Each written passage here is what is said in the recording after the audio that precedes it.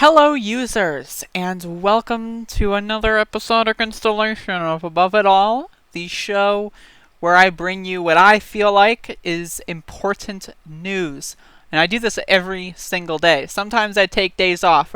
For the most part, I do this 7 days a week. If you like that, consider giving me money on Patreon. I'm just saying. Small time, independent, all that crap. Anyway, thank you. So schools have opened in Paulding County, Georgia, and all across the country. And this is what they look like. Now, there were a few stories that have happened over the last week. Georgia, in a summer camp, 200 plus children tested positive for the coronavirus after attending, when 0 tested positive before attending. Obviously, someone had it going in and fucked around, and then they all found out. There are schools in Indiana that tried to open and had to close literally within 3 to 4 hours because of someone testing positive for the coronavirus. And instead of being denied entry or, dealing with that in any sort of reasonable way, they were walking around school and spread it to everyone. So schools have been trying to open and then closing immediately all over the country. Why? Because this empire is collapsing. It is a failing state.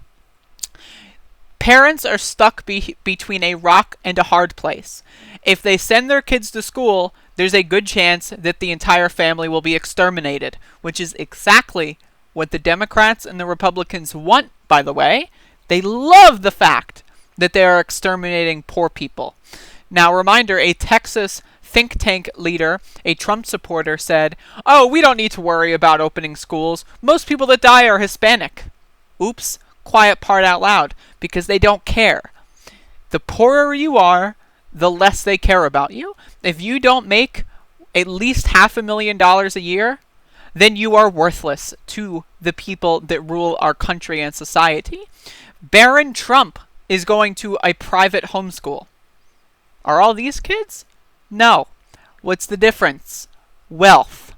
Now again, so parents are stuck between a rock and a hard place, sending their kids to school, potentially exterminating their whole family, or losing their children to Child Protective Services for truancy.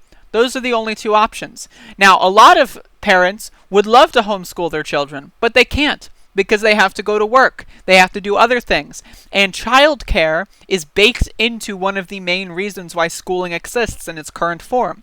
This is a collapsing empire. This is an absolute and utter disaster. And again, you are going to be seeing these stories all across the globe.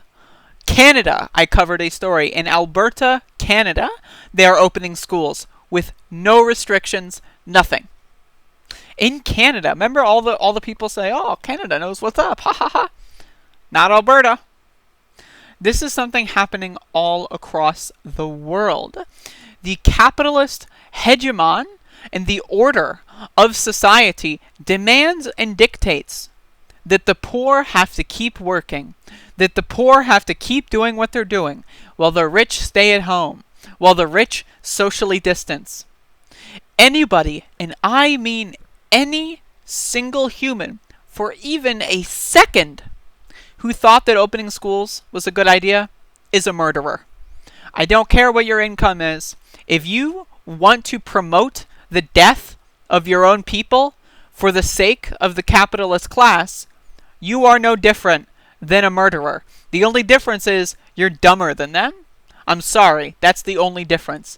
You're a murderer, but stupid, as opposed to a murderer that is murdering for their own best interest. Again, parents are stuck between a rock and a hard place. If they don't send their kids to school, they will lose them in a lot of instances, especially in more impoverished areas. This is a complete disaster. Our country is falling apart. I cannot imagine being a kid right now and having to go through this. I feel sorry for everybody whose lives are being destroyed by the stupidity of our government. This is a failure of historic proportions. This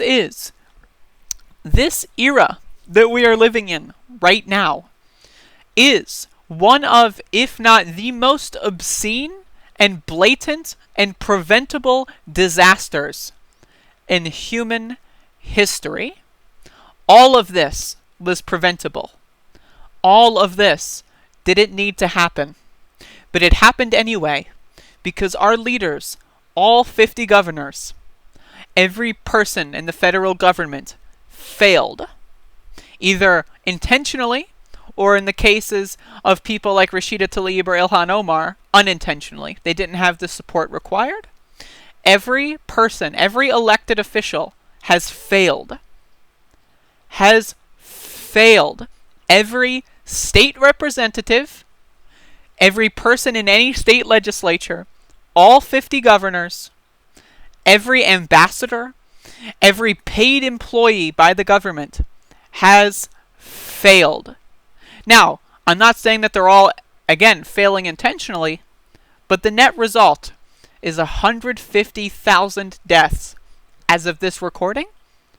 Imagine what it's going to be like in a month from now or 2 months from now. Even if they shut down schools tomorrow, it doesn't matter. What's done is done. The people that are going to these schools now have a ticking time bomb inside of them, and it was entirely for no reason. For shame?